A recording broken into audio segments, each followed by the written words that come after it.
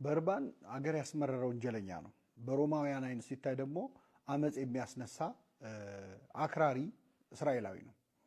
ይህ በርባን የተባለው ወንበዴ ይፈታልን ብለው አይሁድ በዕለተ ዓርብ ጮኸው ነበረ። ኢየሱስ ይሰቀል በርባን ይፈታ ብለው ደጋግሞ በጮኸት ጩኸት ምክንያት በርባን ነፃ ወጥቷል። በርባንን አግኝተን ብንጠይቀው ዓርብ ዕለት ከእስር ቤት ያስፈታ ማን ነው ቢባል የሚመልሰው ህዝቡ ብሎ ነው። እውነትም በርባን ይፈታ ብለው የጮሁት ህዝቡ ናቸው። በህዝቡ ጩኸት ምክንያት ነፃ ወጣሁኝ፣ ከህዝብ ፍቅር የተነሳ ነው የወጣሁት፣ እኔ እኮ ህዝብ ይወደኛል ሊል ይችላል በርባን። ግን እውነት ለመናገር በርባንን ያስፈቱት ህዝቡ ሳይሆኑ ክርስቶስ ነበረ። ምክንያቱም በርባን ይፈታ ብለው የጮሁት ሰዎች ለበርባን ባላቸው ፍቅር አይደለም፣ ለክርስቶስ ባላቸው ጥላቻ ነው። ክርስቶስ እንዲሰቀል ያላቸው ፍላጎት በርባን ካልተፈታልን እንዲሉ አደረጋቸው። ስለዚህ በርባንን ያስፈታው የዓርብ ዕለቱ መከረኛ ክርስቶስ ነበረ። ለክርስቶስ ያላቸው ጥላቻ በርባንን ነፃ አወጣው። ክርስቶስ በዚያ ቀን የወረደበት መከራ ለበርባን ነፃነት ሆነው። ስለ በርባን እያወራሁ አይደለም። በርባን ማለት እያንዳንዳችን ነን።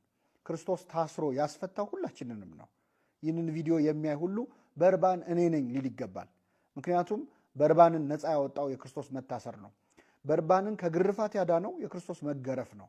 ስለኛ መዳን መከራን የተቀበለ ስለኛ ሕይወት ሞትን የተሸከመ በአንድ ቀን አድጎ በአንድ ቀን ተሰቅሎ ሞቶ ዓለምን ማዳን ይችላል፣ ግን አላደረገው። ቀስ በቀስ ነው ያደገው።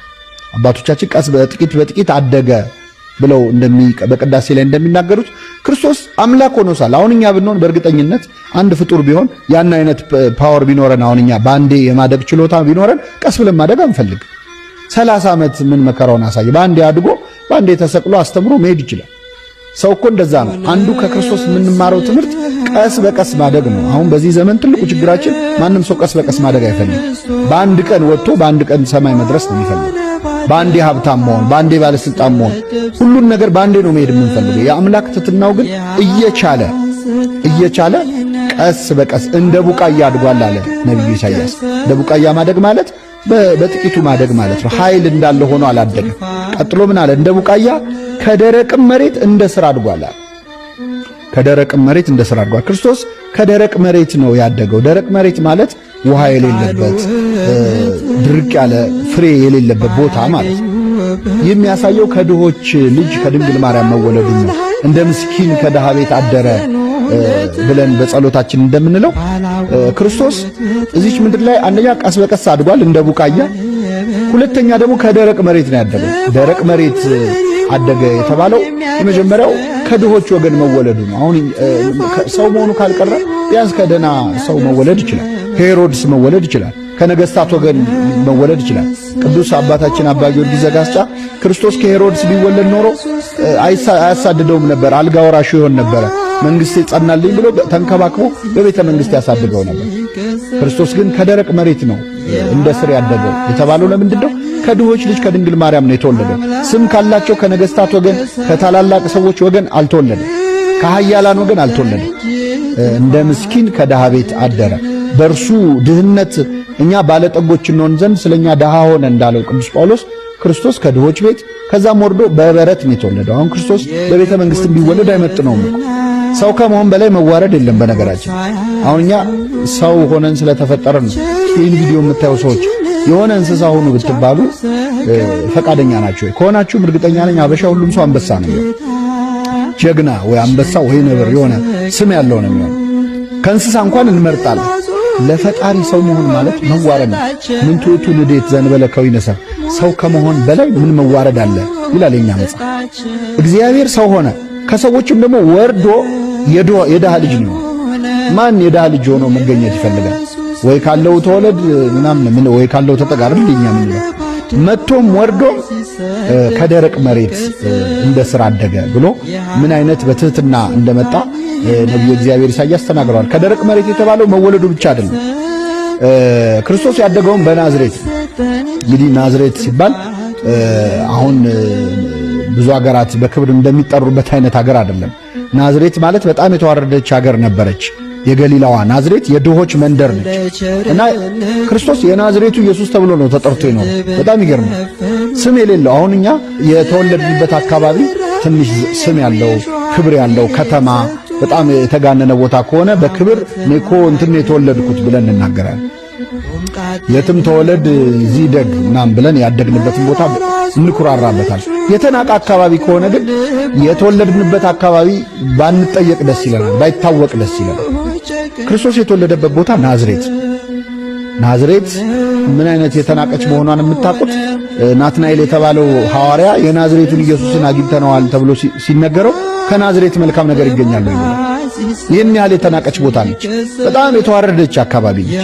ክርስቶስ የተወለደው በቤተልሔም በተናቀችው በድሆች መካከል ከደረቅ መሬት እንደ ስር አድጓል እንደተባለው ያደገው ደግሞ በናዝሬት አደገ። የሚገርመው ካረገ በኋላ ራሱ የናዝሬቱ ኢየሱስ ነኝ ብሎ ሲናገር እንሰማዋለን። ለቅዱስ ጳውሎስ ሲገለጥለት የምታሳድደኝ እኔ የናዝሬቱ ኢየሱስ ነኝ፣ አሁን አድርጌያለሁ፣ በአብ ቀኝ ሆኛለሁ ብሎ እንኳን አልተወው፣ የናዝሬቱ ኢየሱስ ብሎ። ሰዎች የሆነ ከፍ ያለ ቦታ ላይ ሲደርሱ ያደጉበትን ቦታ ማስታወስ አይፈልጉ። አብሮ አደጎቻቸውን እንደማያውቁ ይሆናሉ። ሰላም ለማለት ይቸገራል። ክርስቶስ በዛ ክብር ሆኖ እንኳን የናዝሬቱ ኢየሱስ እየተባለ እየተጠራ ይሆናል። ስለዚህ ከደረቅ መሬት እንደ ስር አድጓል አለ። ስር እንዴት ነው የሚያድገው? በኃይል አይደለም የሚያድገው፣ በመሬት ውስጥ ነው። ሳይታይ ነው፣ ውስጡን ነው የሚያድገው። ክርስቶስ እየታየ አይደለም ያደገው። ሲወለድ ነጋሪት አስመጥቶ ልወለድ ነው ተሰብሰቡ ብሏል፣ አልተወለደም። በትህትና ማንም ሳያውቀው እንደ ተራ ሰው ነው ያደገው። እንደ ስር አድጓል ማለት ስር መሬት ውስጥ ተሰውሮ እንደሚያድግ ክርስቶስ በትህትና እንደ ማንኛውም ሰው ሆኖ አድጓል ማለት ነው። ስለዚህ የሰማነውን ነገር ማን አምኗል? የእግዚአብሔር ክንድ ለማን ተገልጧል? በፊቱ እንደ ቡቃያ ከደረቅ መሬት እንደ ስር አድጓል ብሎ ነቢየ እግዚአብሔር ኢሳይያስ የክርስቶስን መወለድ ነገረን። ከዚያ ወደ ዕለተ ዓርብ ነው የሚሄደው፣ ወደ ስቅለት ዕለት ነው የሚሄደው። መልክና ውበት የለውም፣ ባየነው ጊዜ እንወደው ዘንድ ደምግባት የለውም። የተናቀ ከሰውም የተጠላ የሕማም ሰው ደዌንም የሚያውቅ ነው ይላል። ክርስቶስን መልክና ውበት የለውም ማለት ምን ማለት ነው? ክርስቶስን በስዕልም ተስሎ ስናይ ክርስቶስ መልኩ ያማረ ሆኖ ነው የሚሳለው አይደለም። ግን ኢሳይያስ መልክና ውበት የለውም ብሎ ተናገረ። በዕለተ ዓርብ ክርስቶስን ከተሳደቡ ሰዎች ሁሉ እኔ በጣም የሚገርሙኝ መንገድ ኃላፊዎች ናቸው። መንገድ ኃላፊዎች ማለት ኢየሩሳሌም ለገበያ መጥተው ዕቃ ገዝተው ሲወጡ ሰው ሁሉ ሲሰድበው ሲያዩ በማያውቁት ታሪክ ማለት ነው ተሳድበው ወደ ሀገራቸው ሄዱ ይላል። እነዚህ ሰዎች ክርስቶስ በምን ወንጀል እንደተያዘ በምን ምክንያት እንደተሰቀለ ምን አይነት ሰው እንደሆነ የሚያውቁት ነገር የለም። ግን ሰው ሁሉ ከሰደበው መቼስ ስድብ ቢገባው ነው ብለው ስድብ አዋጥተው እርግማን ጨምረው ራሳቸው ላይ ወደ ሀገራቸው ሄዱ ይላል። እነዚህ ሰዎች በእውነት ለመናገር ምንም በማያውቁ ጉዳይ ላይ ሰውን የሚሳደቡ ሰዎችን ይመስላሉ። በተለይ በሶሻል ሚዲያ ዘመን ሆነን ስናያቸው እነዚህን ሰዎች የምንመስል ሰዎች ብዙ ሳንሆን አንቀርም። በማናውቀው ጉዳይ የሆነ ሰው ተሰደበ ብለን ካሰብን ስድብ እናዋጣለን። ማጣራት ራሱ አያስፈልገንም። ምናልባትም በዕለተ ዓርብ ብንኖር ኖሮ ከነዚህ ሰዎች ጋር እንደመር ነበር።